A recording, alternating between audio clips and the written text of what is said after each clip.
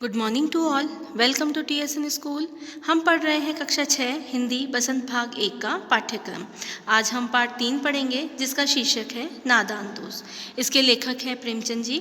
इसके पहले पाठ में हमने पढ़ा कि किस प्रकार से केशव और श्यामा ने चिड़िया के अंडों की देखरेख के लिए, उनको धूप से बचाने के लिए, उनको भूख से बचाने के लिए दाने पानी की व्यवस्था की और छाया की भी व्यवस्था करने का प्रयास किया। अब हम आगे बढ़ते हैं।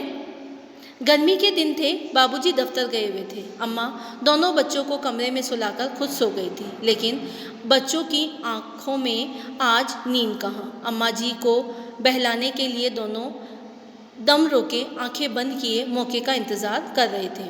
जो ही मालूम हुआ कि अम्मा जी अच्छी तरह सो गई हैं, दोनों चुपके से उठे और बहुत धीरे से दरवाजे की सिटकनी खोलकर बाहर निकल आए। मतलब अम्मा जी को ये बताना चाह रहे थे कि हम सो गए हैं, लेकिन उनकी आंखों में नींद नहीं थी। क्यों? क्योंकि उनको चिड़िया के लिए दाना पानी की व्यवस्था करनी थी। अंडों की हिफाजत की तैयारी होने लगी। केशव कमरे से एक स्टूल उठा लाया, लेकिन जब उसे काम न चला तो नहाने की चौकी लाकर स्टूल के नीचे रखी और डरते डरते स्टूल पर चढ़ा। श्यामा दोनों हाथों से स्टूल पकड़े हुए थी। स्टूल चारों टांगे बराबर ना होने के कारण जिस तरफ ज़्यादा दबाव पाता जरा सा हिल जाता। उस वक्त केशव को कितनी तकलीफ उठानी पड़ती यह उसी का दिल जानता था। दोनों हाथों से कार्निस पकड़ लेता और श्यामा को दबी आवाज़ में डांटता, अच्छी तरह पकड़ वरना उतर कर मारूंगा। मतलब अब जो वो स्टूल थी वो श्यामा अच्छे से नहीं पकड़ पा रही थी, इसीलिए वह केशव उसे डांटता।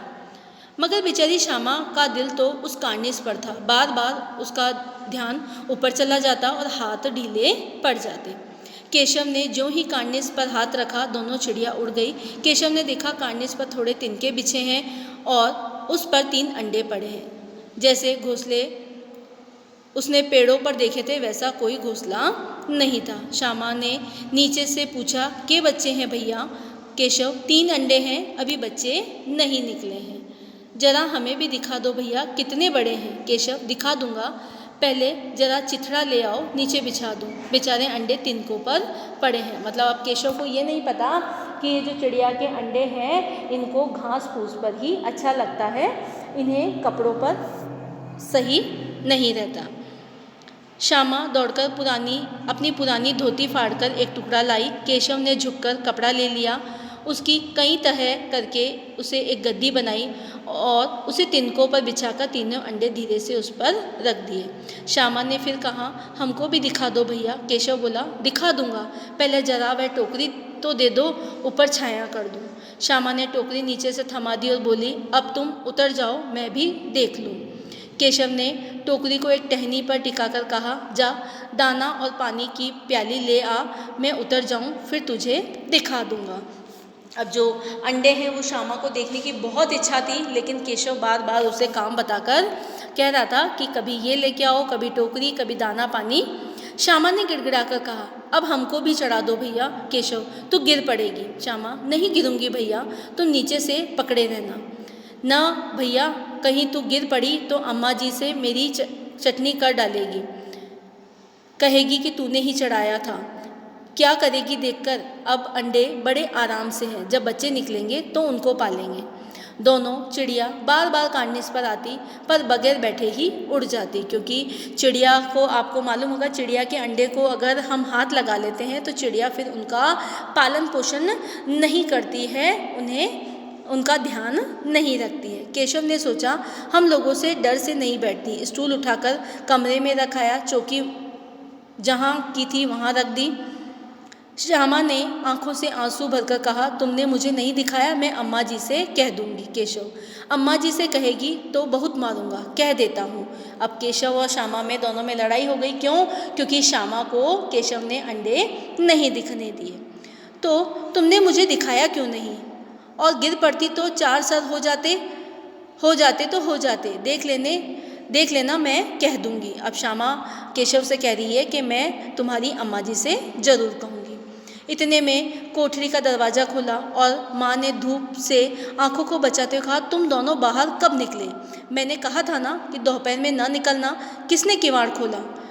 किवाड़ केशव ने खोला था, लेकिन श्यामा ने माँ से ये बात नहीं कही। उसे डर लगा कि भैया पिट जाएंगे। केशव दिल में काँप रहा था कि कहीं श्यामा कह ना दे। अंडे ना दिखाए थे इसीलिए। इससे अब उसको श्यामा पर विश्वास न था। श्यामा सिर्फ मोहब्बत के मारे चुप थी और इस कसूर के हिस्सेदार होने की वजह से भी। इसका फैसला नहीं लिया जा सकता, शायद दोनों ही बातें थी। अब मतलब केशव सोचने लगा कि कहीं श्यामा मेरी शिकायत कर दे तो मेरी अम्मा जी से ज़रूर पिटाई होगी।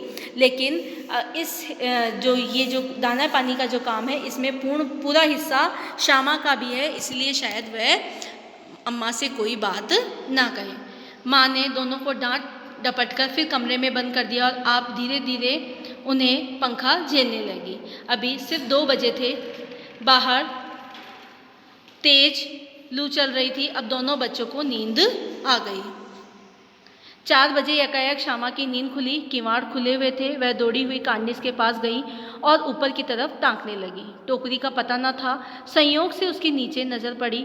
वह उल्टे पांव दौड़ती हुई कमरे में जाकर जोर से बोली, भैया अंडे तो नीचे पड़े हैं, बच्चे उड़ गए। केशव घबराकर उठा, दौड़ा हुआ बाहर आया तो क्या देखता है कि तीनों अंडे नीचे टूटे पड़े हैं। उनसे कोई चूने जैसी चीज़ बाहर निकल आई है। पानी की प्याली भी एक तरफ टूटी पड़ी है। उसके चेहरे का रंग उड़ गया। सहमी हुई आंखों से जमीन की तरफ देखने लगा।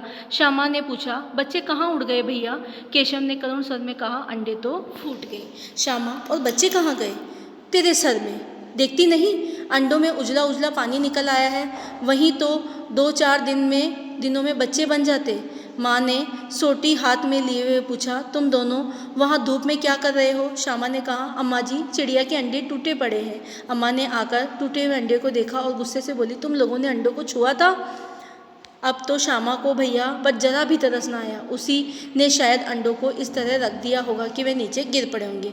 इसकी उसे सज़ा मिलनी चाहिए। बोली, इन्होंने अंडों को छेड़ा था अम्मा जी। माँ ने केशव से पूछा, क्यों रे? केशव भीगी बिल्ली बना खड़ा रहा। माँ, तू वहाँ पहुँचा कैसे?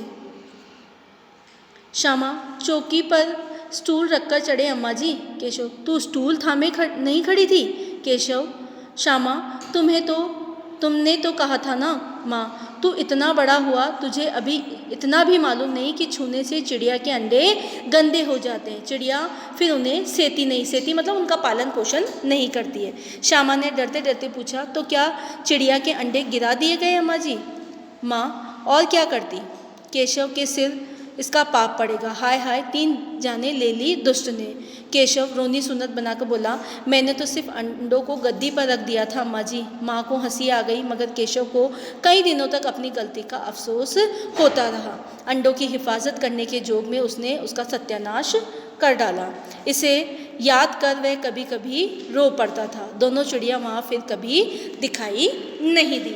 इस प्रकार से उन्होंने चिड़ियों की देखभाल तो की, लेकिन उसमें उन्होंने अपनी नादानी को दर्शाया। धन्यवाद।